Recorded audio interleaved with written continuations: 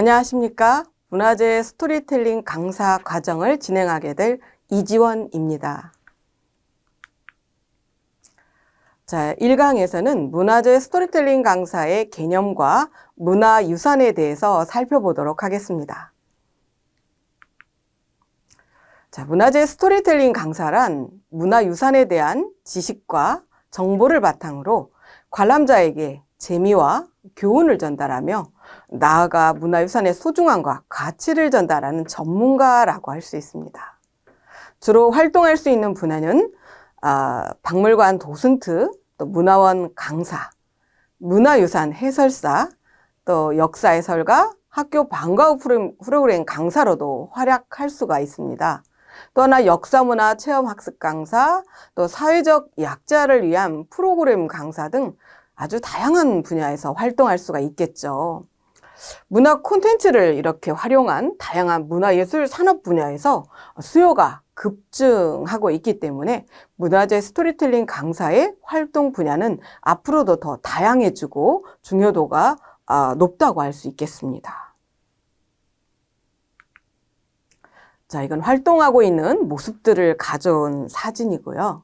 박물관에서 도슨트 선생님이 설명하는 부분들, 또 박물관 안에서만 해설하는 게 아니고 또 실외로 나와서 또 듣는 이런 그 도슨트나 어떤 그 해설을 듣는 계층도 남녀노소 할 것 없이 다양한 계층에서 해설을 요구하기 때문에 항상 눈높이에 맞는 또 준비된 지식을 바탕으로 여러분들이 활동을 하셔야 될 것으로 생각이 됩니다. 공부를 많이 해야겠다라는 생각이 들죠. 자, 문화유산의 개념에 대해서 살펴볼까요? 이 문화유산이라는 것은 장래의 문화적 발전을 위하여 다음 세대 또는 젊은 세대에게 계승, 상속할 만한 가치를 지닌 과학이나 기술, 관습, 규범 등을 일컫는다라고 생각하시면 돼요. 또 하나 민족사회 또는 인류사회의 문화적 소산물이면서 정신적, 물질적 이런 각종 문화재나 문화양식 따위를 전반적으로 포괄하는 그런 의미를 가지고 있는 게 문화유산의 개념이라고 할 수 있습니다. 자, 문화재, 국가유산이라는 용어를 많이 쓰자라는 그런 그 형태로 바뀌어 나가고 있죠. 문화재의 그 국가유산의 유형은 지정문화재가 있고요. 비지정문화재가 있습니다. 이 비지정문화재라는 것은 이제 등록문화재, 또 국외소재 문화재, 또 외국 문화재, 매장 문화재를 이제 비지정이다라고 하는데, 지정이 아니고 비지정이면 뭔가 이렇게 조금 그 가치가 떨어지나? 그건 아니죠. 이 지정문화재는 대개 보면은 이제 그 전통문화재, 이제 삼국시대, 고려시대, 조선시대에 속하는 문화재가 되는 거고, 이 비지정문화재는 이제 근대 문화재들, 지금으로부터 한 50년 전에 문화재들이 비정문화재로 이제 등록이 되는 거죠. 똑같이 이제 문화재로 이제 관리를 나라에서 받는다라고 생각을 하시면 돼요. 지정이 아니고 비지정이다 해서 지정되지 않는 그런 문화재라는 개념이 아니라는 거 여러분들이 유념하시면 좋겠죠. 자, 지정문화재 중에서 조금 더 세밀하게 한번 살펴볼까요? 자, 국보를 보겠습니다. 국보는 국가의 이제 보물이 되는 거죠. 그래서 역사적, 예술적, 또 학술적으로 그 보존 가치가 아주 큰 것들을 지정하게 되는데, 서울의 숭례문, 원각사지 10층 석탑, 또 북한산 신라, 진흥왕 순수비, 이런 것들이 이제 국보에 해당됩니다. 이제 보물은 건조물, 또 전적, 회화, 조각, 공예품 등 중요한 것들이 이제 지정이 되는 거고요. 대표적인 사례가 될 수 있는 것들이 서울의 흥인지문, 또 옛 보신각 동종이죠. 또 안양의 중초사지 당간지주가 있어요. 이 당간지주 같은 경우는 그 돌기둥 2개만 있는데 보물인 거죠. 돌덩어리 2개가 왜 보물일까? 서쪽 지주에 있는 그 명문 때문에 이제 보물로 이제 지정이 되는 거죠. 그 명문을 통해서 뭔가 정보를 전달해주고 있는 걸 알 수도 있죠. 우리 뒤에 이제 강의가 본격적으로 시작되면서 당간지주의 역할이라든지 또 그 상징물이 가지고 있는 의미들, 그런 것들은 더 세밀하게 공부를 할 거예요. 또 여줄 고달사지, 원종대사, 타피 이런 것들이 보물로 지정이 되어 있습니다. 또 사적이죠. 기념물이 되는 거니까 뭐 이거 주거 생활이 될 수도 있을 것이고 또 종교나 장례 문화죠. 역사적인 사건 이런 것들 중에 중요한 것들이 이제 사적으로 이제 지정이 되는 건데 대표적인 게 경주 포석정지, 또 김해 봉황동 유적, 수원의 화성 등 이런 것들이 이제 주요 사적지가 되는 겁니다.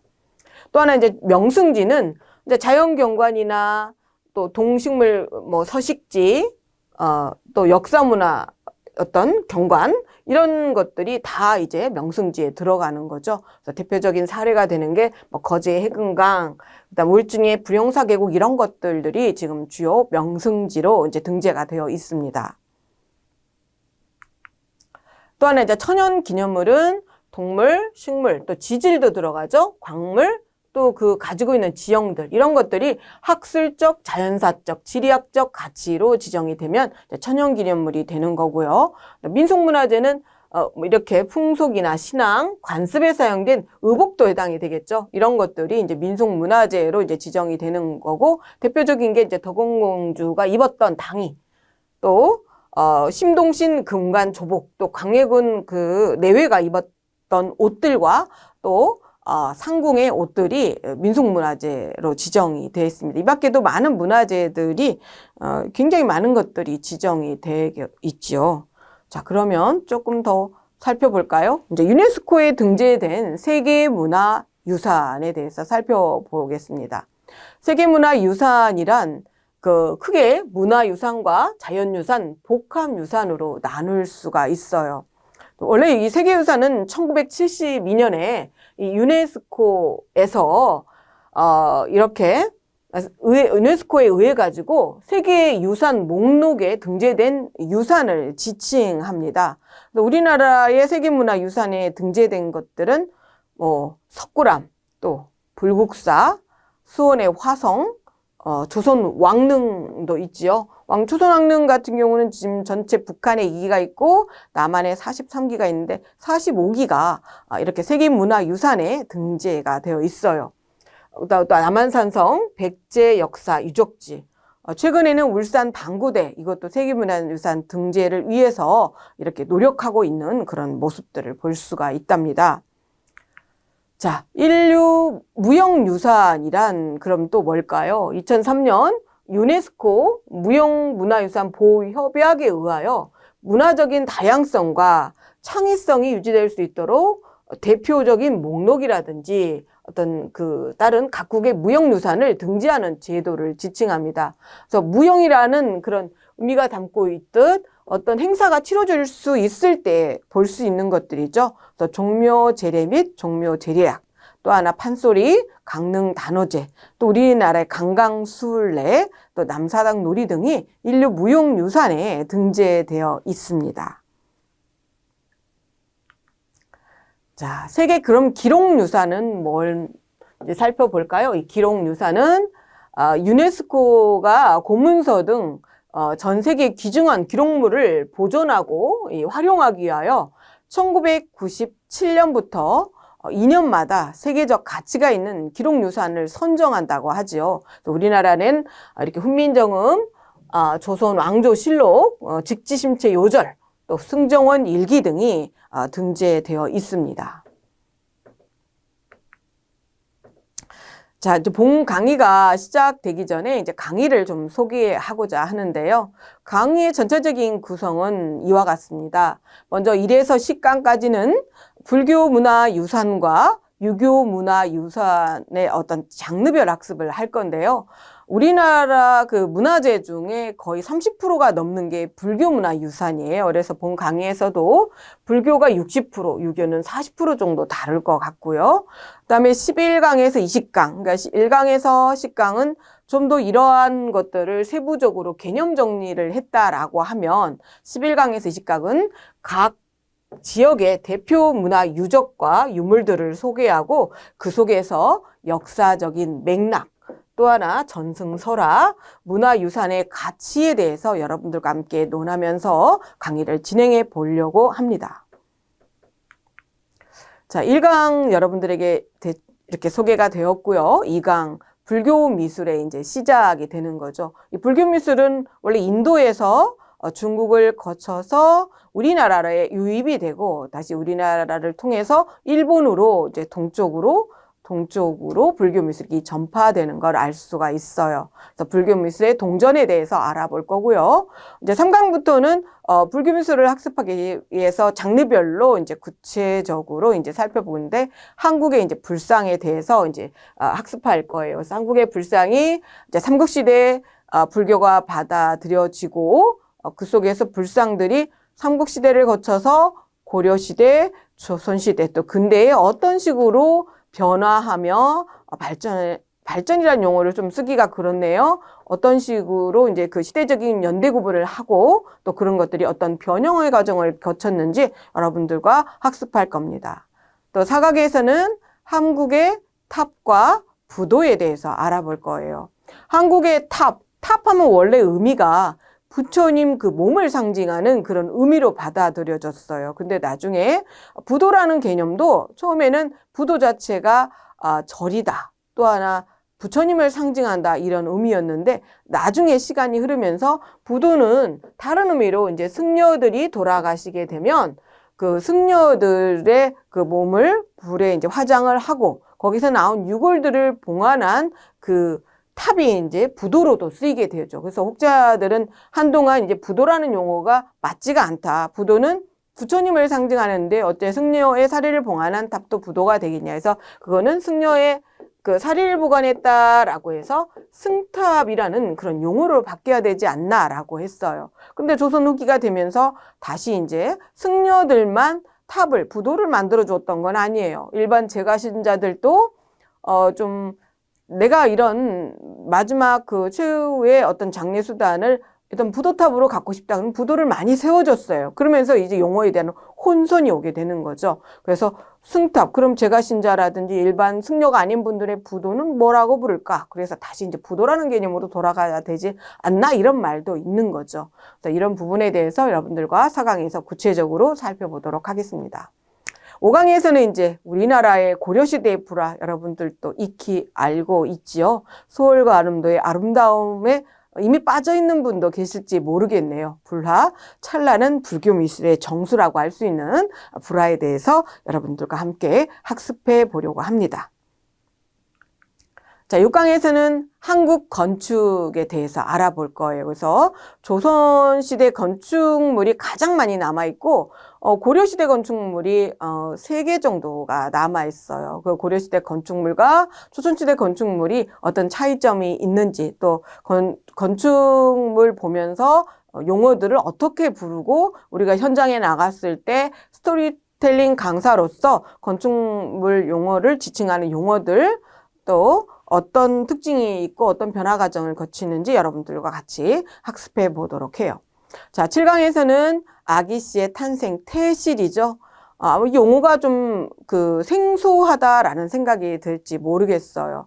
우리 조선 왕실에서는요, 아기가 왕손이나 왕녀가 태어나게 되잖아요. 그러면 그 태를 잘 보관해서 세태 의식을 거친 다음에 전국에 이제 명산을 찾아다니는 거죠. 명산에서 가장 좋은 길지에 이제 태봉산, 동그랗게 생긴 그 태봉산을 찾아서 왕손의 그 태들을 묻었다고 해요.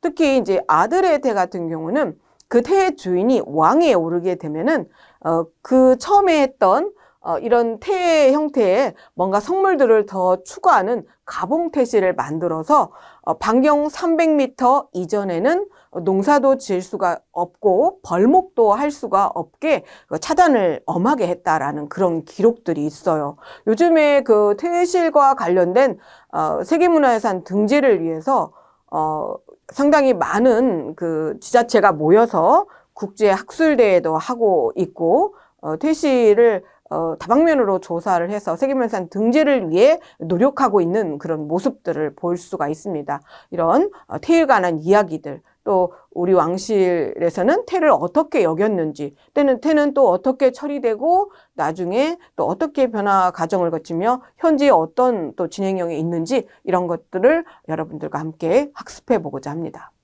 자, 8강에서는 조선 왕릉이죠. 또 왕릉에 대한 그런 이야기도 세밀하게 살펴보지만 왕릉 앞에 있는 성물들에 대해서도 학습을 할 거예요. 그래서 성물들의 또 규정은 어떠했으며 그 규정 절차에 맞춰서 성물들이 어떻게 세워지고 또 시기가 지나면서 그것들이 더 축소되었는지 이런 것들을 구체적으로 살펴보겠습니다. 자, 9강에서는 조선의 향교와 서원에 대해서 학습할 거예요. 향교와 서원, 여러분들에게 툭 향교와 서원이 어떻게 다르죠? 라고 하면 금방 대답이 튀어나오는 분이 많지는 않을 것 같아요. 뭐 향교는 국립대학, 서원은 지방대학 이 정도 차이점일까요? 저와 함께 학습하면서 조선의 향교와 서원 역시나 세계문화유산에 등재가 되어 있지요. 지역별로 이렇게 살펴보면서 향교와 서원이 어떤 기능과 역할을 하며 얼마나 자연지형적으로 이런 것들이 조성이 되고 그곳에서 또 유생들이 모여서 학습을 했는지 또 역사적으로 어떤 공간이었는지 이런 것들을 같이 살펴볼까 합니다. 자, 10강에서는 5대 궁궐이죠. 이거는 스토리텔러의 기본 그런 학습 과정이라고 할 수가 있는데 다시 되짚어 가면서 하나하나 5대 궁궐 학습해 보도록 하겠습니다. 자, 여기 11강부터는 지역별 대표 문화유산에 대해서 살펴볼 거예요. 이제 1강에서 10강까지 어떤 기본 개념들, 어떤 그 학습을 하기 위한 구체적인 학습을 하기 위한 용어들 이런 것들이 정립이 되었다면 11강부터 20강까지는 지역별 대표 문화유산을 여러분들에게 소개를 하고 그 문화유산을 대상으로 스토리텔러가 찝어줘야 될 부분들 꼭 이야기를 하고 가야 될 부분들을 여러분들과 같이 이야기하고자 합니다. 11강에서는 먼저 수원의 화성 행궁 봐야 되겠죠.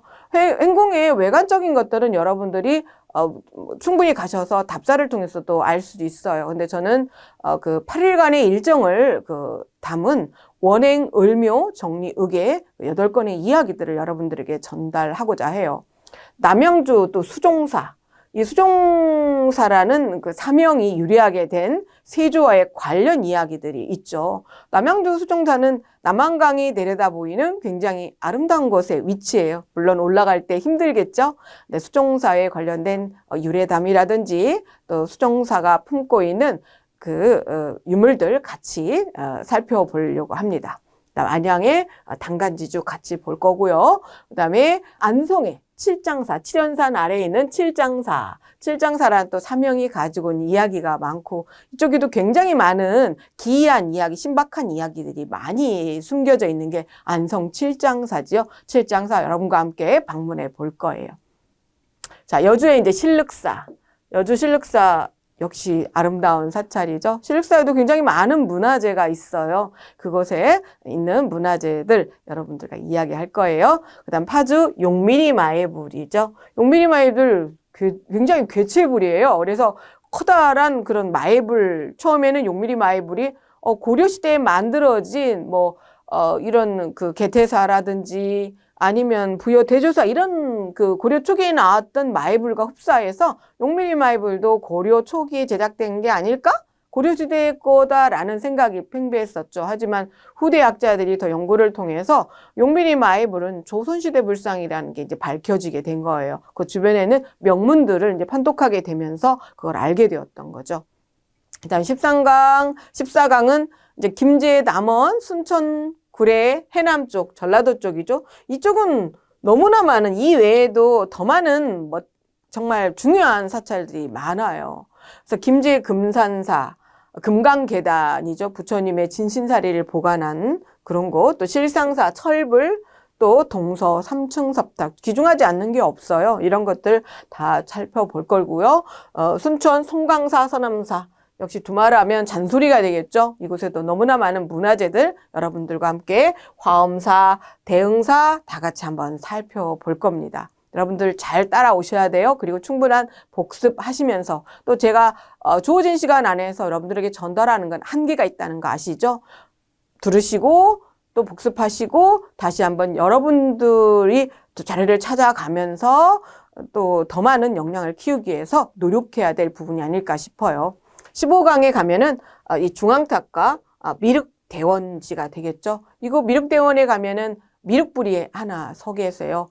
총 4매의 돌을 이용해서 미륵불을 새겨놨는데 제가 본 미륵불 중에서 개인적으로 가장 사모하는 불상이 아닌가 싶어요. 그래서 굉장히 또 아름다운 불상이 있는데 이 온화한 미소와 미륵대원지를 스토리텔링 하는 분들이 지금 있어요. 근데 이제 그분 들 이상으로 여러분들은 열심히 학습하셔서 미륵대원지에 있는 미륵대원지에 있는 불상뿐만이 아니라 대원지의 특징들 이런 것들을 학습할 수 있었으면 좋겠습니다. 또 청주 비암사 또 보은의 법주사가 있지요. 법주사 역시도 문화재의 보물창고가 되겠죠. 엄청나게 많은 문화재 있답니다. 근데 청주 비암사 같은 경우는 비암이 충청도 말로 뱀을 비암이다라고 부른다 하죠. 아마 충청도 분들 이거 들으면서 맞아 할 거예요. 뱀을 비암이다라고 해요. 근데 이제 이 비암사와 관련된 또 하나 이야기가 있어요. 모 대학교 교수님께서 이제 방학 과제로 너희 지역에 있는 문화재를 조사해서 가져와라라는 거를 이제 과제로 냈다고 합니다. 근데 한 대학생이 이 비암사에 있는 석탑 위에 올려져 있는 불비상을 발견하게 되는 거죠. 그러면서 불비상을 탁본에 이제서 갔다고 해요. 교수님 이걸 보고 학생 이걸 어디서 이렇게 탁본을 해왔는가라고 물었겠죠. 너무나 이제 특이한 거고 보지 못했던 거기 때문에 깜짝 놀라셨다고 합니다. 그래서 이제 같이 교수님과 학생이 와서 조사를 진행하게 되고 세상에 불비상이 이제 알려지게 되었던 거죠. 그래서 지금 청주박물관이랑 지금 비암사에는 원래 그 진품은 이제 그 박물관에 보관이 되고요. 새로 이렇게 모형으로 만든 어떤 비암사에 이제 그 전시가 되어 있어요. 이런 것들도 같이 어떤 도상적 특징을 가지고 불비상이라는 그런 의미가 뭔가 이런 것들도 같이 학습할 거예요. 자, 16강은 보여의 정림사, 대조사, 또 서산의 용현님 아이불. 너무나 아름답죠. 그런데 갈수록 마모가 심해지고 있어요. 안타까운 것 중에 하나예요. 그래서 뭐 비각을 세운다, 또 그거를 세우게 되면 본래 의미를 상실한다 해서 요즘엔 또 비각을 떼놨는데 뭐가 맞는지 모르겠어요. 갈수록 자꾸 이렇게 돌들이 이렇게 낙석으로 떨어져 내리기 때문에 안타까운 생각입니다.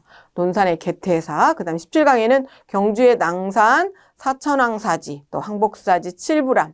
칠부람은 지금 경주의 남산에 있는 거죠. 이곳을 오르려면 한 2시간가량 올라가야 돼요. 그 힘든 것들을 모두 다 잊게 해주는 게 칠부람 그 7분의 불상을 보는 순간 모든 그런 힘든 것들이 싹 사라지는 정말 아름다운 불교 조각이죠. 이런 것들 같이 여러분들에게 소개하겠고요. 대구 동화사 또 살펴볼 거예요. 또 18강 합천의 해인사, 또 산청의 성남암사지, 사천의 이제 백천사. 원래 백천사에 있는 건 밀양 천왕사 비로자나불인데 문화재가 서로 이제 거래를 했어요. 그래서 이제 돈을 얼마 주고 이제 사천 백천사에서 이제 사간 거죠. 그래서 사천 백천사에서 이제 그 명칭이 원래 밀양 천왕사 비로자나불로 이제 문화재로 지정이 되었는데 이걸 좀 이름을 바꾸겠다라는 이렇게 이야기를 한 거죠. 근데 이게 이제 받아들여지지 않았다고. 근데 지금 현재 어떻게 진행이 되는지는 모르겠어요. 이런 것도 한번 생각하게 하는 것 같습니다. 자, 19강에서 평창의 월정사, 상원사. 여기도 너무나 많은 이야기가 담겨져 있죠. 그 다음에 양양의 진전사지에 들려서 또 과도기적인 성격을 가지고 있는 그런 석탑도 한번 같이 볼 거고요. 마지막 20강에서는 서울의 문화재 살펴보면서 전체 강의의 구성이 이렇게 마무리될 겁니다. 자, 제가 이제 부록으로 준비한 거고요. 불교 미술이 용어가 참 어려워요. 처음에 학습할 때 자꾸 들으면서 익숙해져야 되고 그 용어들을 할 줄 알아야 될 거예요. 선정인의 이제 자세가 되는 거죠. 배꼽에 두 손을 모은 자세인 걸 선정인의 자세라고 하고요. 하나는 이제 손을 땅을 가리키고 있다. 항마 촉지인이 되는 거고요. 가슴께로 두 손을 모아서 설법을 한 최초의 설법을 했다라는 설법인 수인을 하고 있는 거. 그 다음에 손바닥을 이렇게 하나는 올리고 하나는 내려서 표현을 했죠. 시모의 여원인 상이라고 하죠. 두려워 말라 내가 다 너희의 고통을 해결해 줄 것이다 라는 그런 의미를 가지고 있답니다.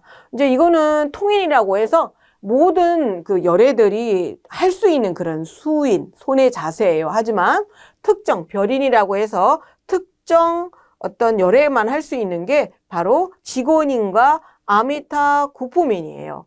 이 직원인은 비로자나 불만 할 수 있어요. 모든 부처님 중에서, 부처님은 한 분이 아니고 굉장히 많은 분이시죠. 그 중에서 부처님 중에서 가장 이렇게 대표를 할 수 있는 분이 비로자나 불이에요. 비로자나 불이 하고 이러한 수인을 하고 있으면 왼손을 왼손가락 하나를 펴고 오른손으로 감싸고 있는 그런 형태를 하고 있으면 이거는 직원인이고 비로자나 불만 할 수 있는 상이로구나. 예, 그 수인이로구나. 그다음 요거 아미타 수인이죠. 그래서 설법을 할 때 그냥 무조건 사람들에게 다 하는 게 아니고 품계를 나누어서 3품부터 9품까지 품계를 나누어서 그 사람에게 맞게 설법을 해야 된다라는 그런 의미가 있다고 하지요. 자, 불상과 보살상의 명칭입니다. 여기 있는 부분, 요 부분을 지혜를 상징하는 육계라고 하죠. 그 다음에 요 뒤에 있는 게 이제 광배가 되는 거예요. 부처님 뒤에 있는 게 광배. 그 다음에 목주름 3개, 삼도. 그 다음에 가운데 있는 그 빛나는 보석을 백호라고 하겠죠. 그다음 요건 보살상이죠. 이건 이제 부처님이 되는 거고 여기는 보살상. 보살상은 뭔가 옷도 이제 화려하고 주렁주렁 뭔가를 많이 달고 있어요. 이 구슬 장식을 영락 장식이라고 해요. 그다음에 이 머리에 쓰고 있는 건 보관. 밑에는 이제 똑같이 이제 대자가 있는 거죠. 계속해서 이제 본강에 들어가면서 많이 이야기를 할 겁니다. 자, 열의 모습이죠. 석가모니불, 또 비로자나불. 역시나 비로자나불 어때요? 이렇게 수인하고 있는 거. 석가모니 항마촉지인상이라고 했죠. 자, 이런 수인들을 볼 수. 항마촉지인상은 석가모니불만 하는 건 아니에요. 여러 부처님들이 할 수 있는 거죠. 근데 항마촉지인을 하고 있으면 주로 대웅전에 모셔져 있는 석가모니불이 제일 많죠. 자, 그 다음에 아미타불, 그 다음에 약사불은 이렇게 여기 약합이에요. 약합을 들고 있는 이제 몸이 아팠을 때 약사불 앞에 가서 열심히 기도를 한다고 하죠. 약합을 들고 있는 상을 약사불이라고 해요. 자, 그 다음에 미륵보살은 특별한 수인은 없어요. 이 미륵보살 반가 사유상, 가부좌 그 양쪽 다리 이렇게 괴고 있는데 하나를 풀었으니까 반가부좌가 되는 거죠. 그래서 반가부좌를 하고 있고 뭔가 사유를 하고 있고 한쪽 손을 펴서 볼에 대고 있는 그런 반가 사유상이다라는 용어도 쓰는데 이분이 이제 미륵보살이다라고 우리가 명칭을 하고 있죠. 중앙박물관에 보면은 특별 전시실에 두 분 불상을 이렇게 단독으로 모셔놓은 그런 모습을 볼 수 있습니다. 그다음에 관음보살 이렇게 정병을 들고 계시고 보관에 이렇게 화불이 앉아 계시면 이분은 관음이구나. 이 관음보살은 현세의 중생들에게 이제 복을 주기 위해서 세상의 관음 소리를 듣다라는 얘기죠. 그래서 우리가 좀 마음이 안 좋은 게 있다 그러면 열심히 나가서 관음보살 앞에 기도를 한답니다. 자, 보살 어때요? 화려하죠? 보현보살, 문수보살, 석가모니불 사이에서 양쪽 협시보살로 있는 분들이죠. 보현보살이 타고 있는 건요. 여기 뭐예요? 코끼리죠. 또 문수보살이 타고 있는 건 사자예요. 이렇게 코끼리와 사자를 통해서 이분이 보현이구나 문수보살이구나 이렇게 구분을 하는 겁니다. 그다음 여기는 지장보살님이죠. 지장보살은 머리에 두건, 피건을 쓰고 있는 모습들을 볼 수가 있어요. 이거는 뭐 아미타불이 계시는 지하세계를 관장하는 보살입니다. 열심히 이분이 권유를 해서 우리가 죽었을 때 지옥으로 떨어지는 걸 이렇게 좀 더 완화되게 막아주는 역할을 하는 분이 지장보살님이죠. 그래서 지장전에 가서 열심히 기도하는 분들도 볼 수 있습니다. 자, 손가춤 저랑 같이 봤죠? 항마촉지인, 아미타 구품인, 배꼽에 대고 있는 선정인, 그다음에 직원인, 시모의 여원인, 전법륜인 이런 것들을 같이 한번 봤고요. 돌려보시면서 처음에 바로 익숙해지지 않을 거예요. 한 몇 번 돌려보시면서 조금 익숙해지면 좋을 것 같네요. 자, 탑의 명칭이죠. 이것도 여기가 타분 1단, 2단의 기단부가 되는 거고요. 여기가 이제 몸돌이 되는 거죠. 몸돌, 지붕돌이 되는 거고요. 이 지붕돌 형태가 하나, 둘, 세 개니까 3층 석탑이 되겠네요. 그 위에도 뭐 노반석부터 해서 여기 찰주까지 쭉 연결된 걸 볼 수 있어요. 저는 시간이 다 되어서 긴 설명을 못 하겠지만 여러분들은 한번 꼼꼼하게 한번 맘 잡고 살펴보세요. 자, 부도와 부도비죠.